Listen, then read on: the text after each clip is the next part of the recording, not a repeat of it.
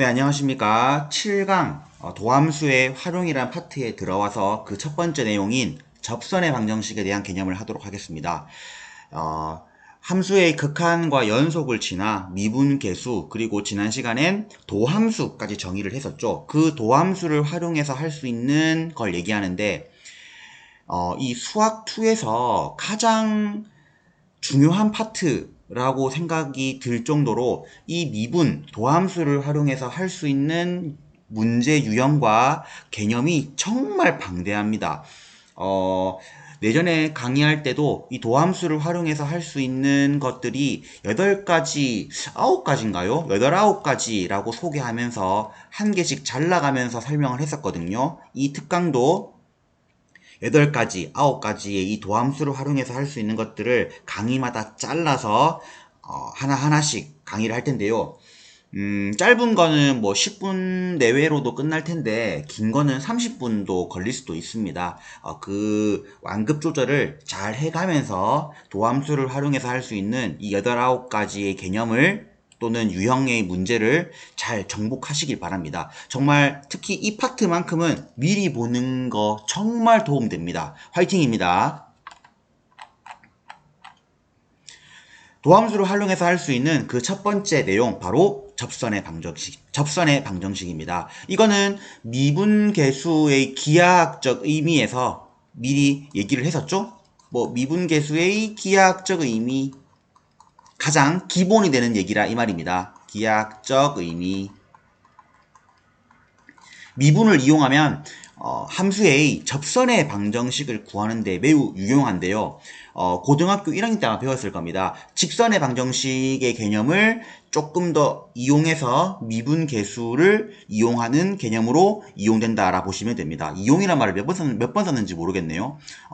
잠깐 떠올려 보면 고1 때 어떤 공부를 했냐면, 기울기가 a이고 한 점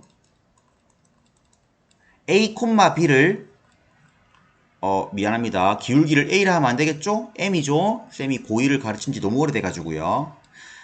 m이라고 할 때 이걸 지나는 직선의 방정식, 그 구하는 거 기억납니까? 직선의 방정식. 그 방법이 뭐였냐면 y 빼기 y 좌표 기울기 x 빼기 x 좌표, 그쵸? 요거 쓰는 겁니다. 그때 이 m의 값이 기울기잖아요. 이걸 미분을 이용해서 우리가 접선의 방정식을 구할 수 있다 라고 생각을 하시면 되겠습니다. 따라서 이 m의 값이 미분계수 f 프라임 그때의 원하는 값, 지금 문자 혼동을 하면 안 되기 때문에 그때 원하는 값에 대해서 미분계수를 구하면 접선의 기울기가 되겠죠?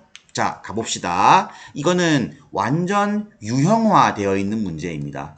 자, 그 유형이 대표적으로 3가지가 있거든요. 그 3가지를 이겨내시면 끝납니다. 가봅시다. 예제 1번 갑니다. 예제 1번입니다. 이 경우를 우리가 가장 쉬운 형태인 위의 점이 주어졌다 라고 얘기하거든요. 문제 읽어보시면 이러한 이차 함수가 있다. 그 위의 점 1,3에서의 접선의 방정식을 구하여라. 그림을 보면 이렇게 접선이 있는데 그 위의 점 1,3이 있겠죠? 그때의 접선의 방정식을 구하라 이 말입니다. 한 점이 주어져 있기 때문에 우리에게 필요한 건 1에서의 미분계수, 그러니까 f'1만 구하면 위에서 얘기했던 고1 때 배웠던 직선의 방정식 구하는 공식을 쓰면 됩니다. 그리고 1에서의 미분계수는 앞에 도함수 미분법을 배웠다면 바로 y'을 구하면 되겠죠. y'은 미분법에 의해서 2x 플러스 1, 따라서 f'1은 3이 됩니다. y 빼기 y 좌표 기울기 x 빼기 x 좌표, 따라서 그때의 접선의 방정식은 3x가 됩니다. 쉽죠? 이거 끝입니다.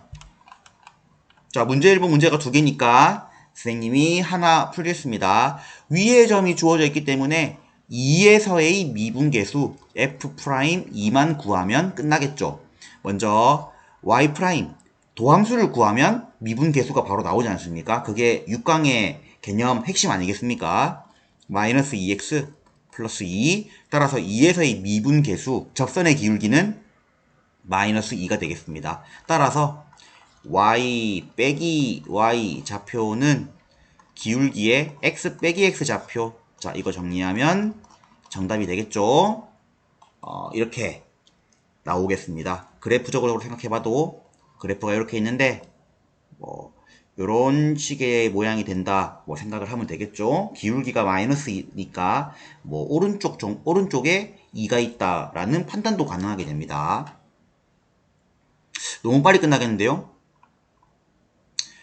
자, 근데 예제 1번, 예제 2번, 예제 3번 이렇게 있거든요. 유형화되어 있고 그 유형이 세 가지라 했잖아요. 당연히 예제 3번이 가장 어렵습니다.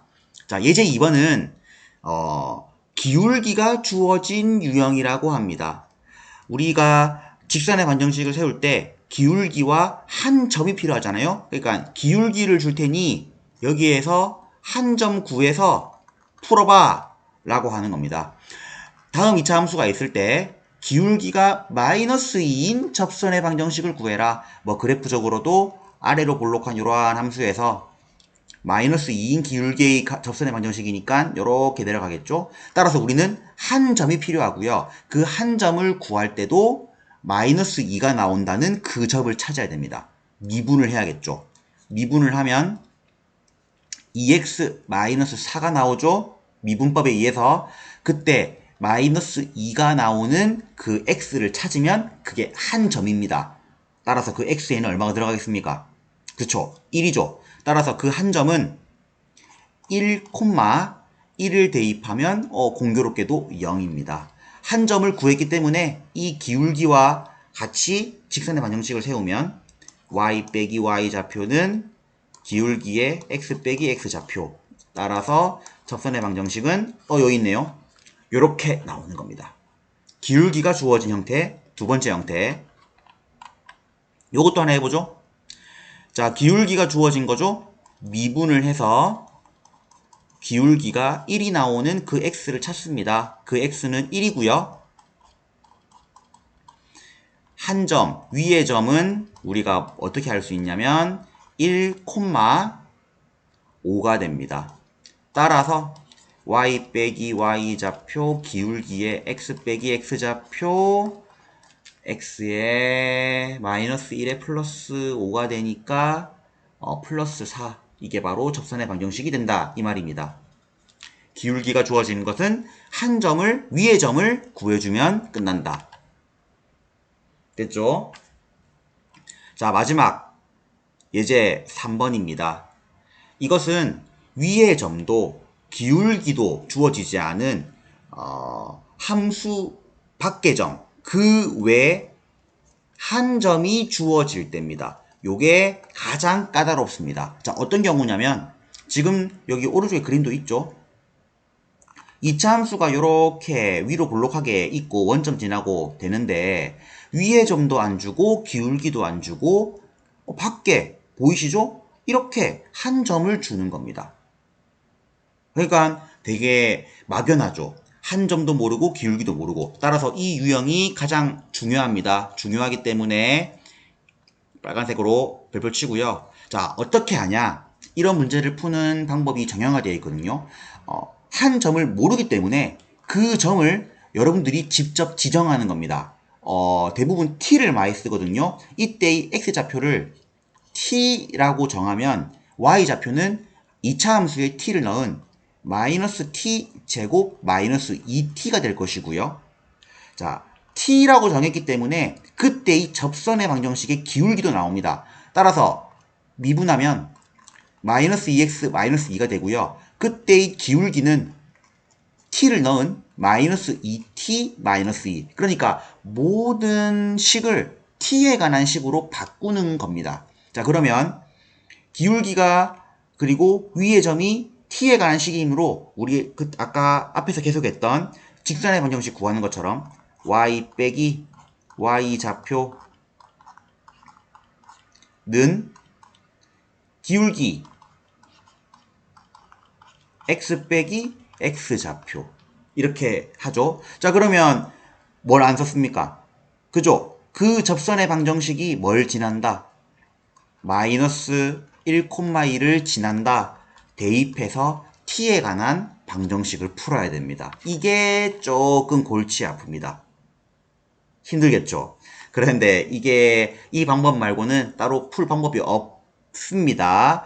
넣으면 2 플러스 다 이제 가로를 풀게요. t 제곱 플러스 2t는 자 마이너스 1 들어가면은 전개를 해야겠죠?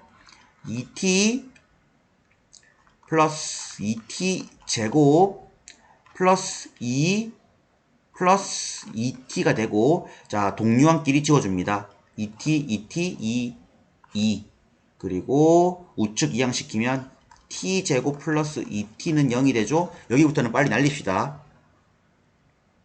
왼쪽으로 풀이 갈게요. 자 왼쪽으로 그에 따라 t의 값은 0 또는 마이너스 2가 나옵니다. 그러니까 접선의 방정식이 두 개란 소리겠죠. 밖에서 그었기 때문에 이런 상황이 가능한 겁니다. 다시 t에다가 0을 넣고 마이너스 2를 넣으면 주어진 것처럼 이렇게 두 개의 접선의 방정식이 나옵니다.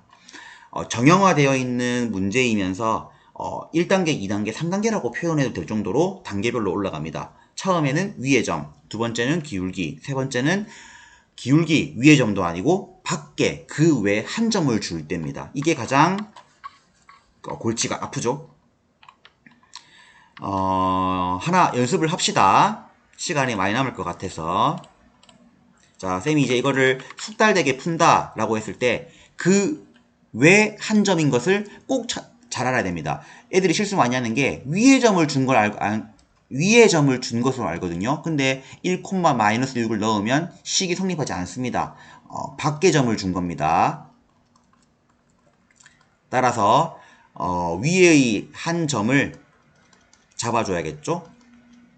t, 거진 뭐 계산 문제랑 별반 다를 게 없죠. 다음 미분하면 4x-1이니까 기울기는 4t-1입니다. 이제 식세웁니다. y 빼기 y좌표